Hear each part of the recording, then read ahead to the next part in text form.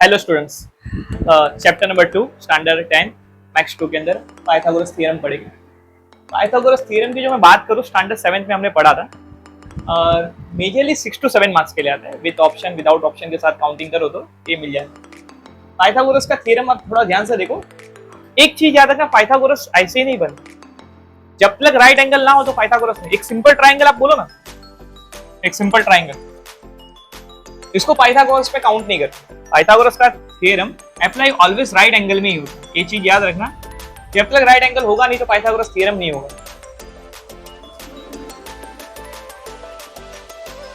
और थोड़ा आगे जाए तो क्या होता है राइट एंगल। राइट एंगल होगा वो तो मालूम पड़ा। याद रखना है, दोनों साइड का स्क्वायर करो, दोनों साइड का प्लस करो, दोनों साइड का स्क्वायर करो तो किसके बराबर होगा? ऑलवेज हाइपोटेनस के बराबर होगा। हाइपोटेनस के अकॉर्डिंग ही क्या होगा? दोनों साइड का स्क्वायर करो और दोनों साइड का सम करो, उसके अकॉर्डिंग होता है। ये आपने 7th स्टैंडर्ड में पढ़ा था। अभी उसके अकॉर्डिंग पहले हमको पढ़ना है पाइथागोरस ट्रिपलेट। अभी पाइथागोरस ट्रिपलेट के सम मेजरली 6 पेपर में 5 बार पूछ गए, 4-5 बार पूछ गए। एक ट्रिपलेट होता क्या है? तो ट्रिपलेट ऑलवेज याद रखना 3 नंबर का ग्रुप होता है, वो 3 नंबर के ग्रुप को ही हम लोग ट्रिपलेट बोलते हैं, बराबर।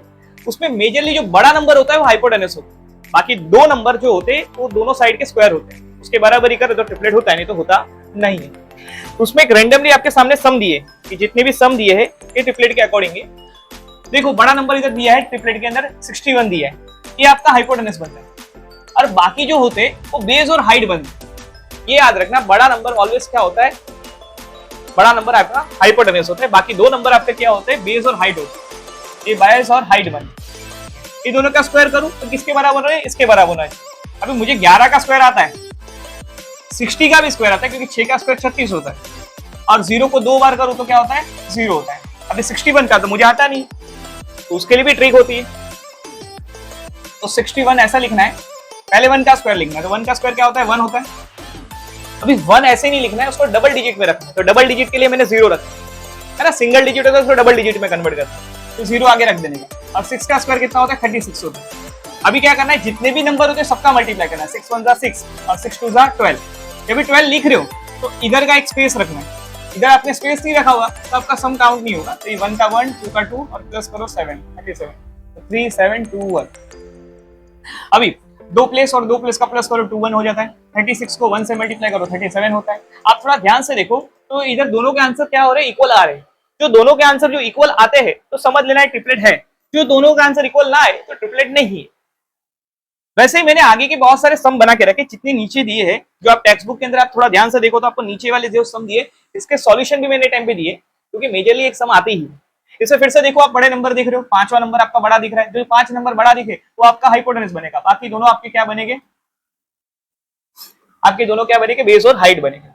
तो बड़ा नंबर ध्यान से देखो तो क्या होगा? 5 का स्क्वायर क्या होता है? 25 होता है। 3 का स्क्वायर देखो 9 होता है, और 4 का स्क्वायर देखो तो 16 होता है।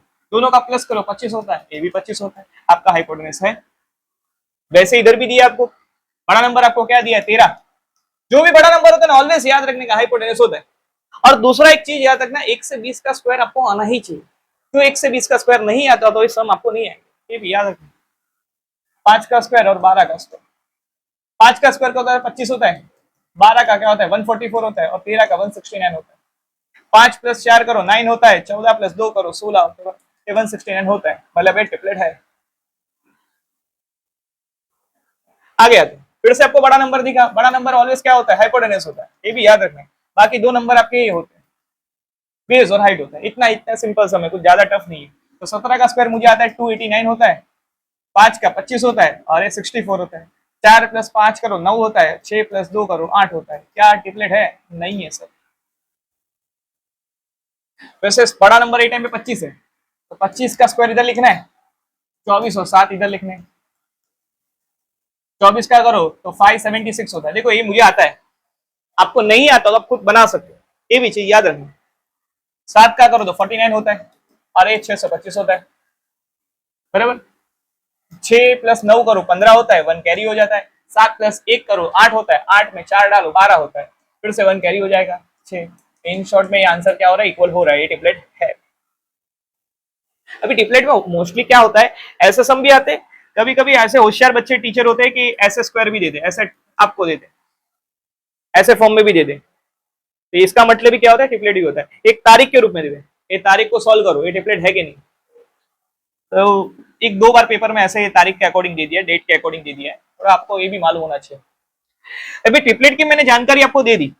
थोड़े आगे जाते तो ट्राइंगल के दो मेजरमेंट होते हैं, 30 60 90 का होता है और एक 45 45 90 होता है। अभी इसका थोड़ा मतलब समझो क्या होता है, आप थोड़ा मैथ्स को थोड़ा समझो तो ये 90 होता है, ये दोनों का प्लस भी करो 90 होता है। तो 90 और 90 का प्लस करो कितना होता है 180। जब तक 180 ना हो तो ट्राइंगल आपका प्रॉपर है ही नहीं। तो एक बेस पे आपको एक सम करना है। थोड़ी इसकी बात कर लो, आप 7th पे पढ़ते थे तो आपको दो साइड देते थे और दो साइड में से एक साइड फाइंड करना था, और अभी देखने हो तो आपको एक साइड दी है और बाकी दो साइड आपको फाइंड करनी है। आपको थोड़ा ध्यान से देखो, जब 6 दिख रहा है आपको दो साइड दी नहीं है।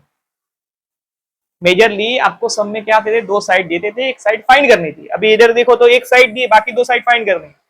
तो थोड़ा आप 9th में पढ़ो, तो 9th में आपने ये वाला फाइंड आउट किया था, साइन वाला टॉपिक पढ़ा था। तो उसमें जीरो, तो जीरो का डिग्री कितना होता है, जीरो ही होता है। 30 का निकालो तो 1/2 होता है, 45 निकालो तो 1/√2 होता है, 60 का निकालो तो √3/2 होता है, और 90 का निकालो तो 1 होता है।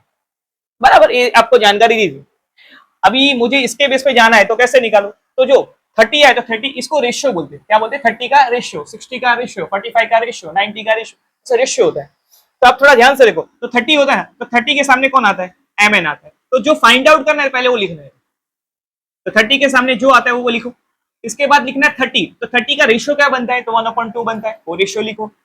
बाद में इंटू करना है, इंटू किससे करना है, हाइपोटेनस। हमेशा याद रखना, जितना भी रेशियो होता है रेशियो को किससे मल्टीप्लाई करना है, हाइपोटेनस से मल्टीप्लाई करना है। 30 है तो 30 का रेशियो लिखो, उसके बाद हाइपोटेनस से मल्टीप्लाई करो। 60 है तो 60 का रेशियो लिखो, उसका हाइपोटेनस से मल्टीप्लाई करो। तो 30 का रेशियो लिखा, बराबर, किससे मल्टीप्लाई करना है, हाइपोटेनस से मल्टीप्लाई करना है। हाइपोटेनस का नाम देख लो, एलएन। चलो 1/2, एलएन कितना है, तो एलएन हमको मालूम है 6, इधर से कट करो तो आंसर आता है 3, तो आपको एमएन मिल गया 3। तो देखो आपको 1 मिल गया, समय कुछ था ही नहीं, खाली आपको रेशियो मालूम होना चाहिए। वैसे ही आप थोड़ा आगे जाते, 60 के सामने कौन आता है, तो एलएम आता है, लिख लो एलएम। चलो 60 लिखा, 60 का पहले रेशियो लिखना पड़ेगा। 60 का रेशियो क्या है, 3√2, वो लिखो बेटा। और उसके बाद आपको क्या लिखना है, हाइपोटेनस लिखना है। अभी एलएन है कितना, 6, कट कर दो, इधर को 3 मल्टीप्लाई करो, 3√3 हो जाएगा, ये एलएम मिल गया। देखो वही आंसर आपके इधर बने कि नहीं बने, आप थोड़ा ध्यान से देखो, एक 3 बना और 3√3 बना। अभी आगे का वीडियो हम लोग कंटिन्यू करेंगे सेकंड पार्ट में, will be continue second part.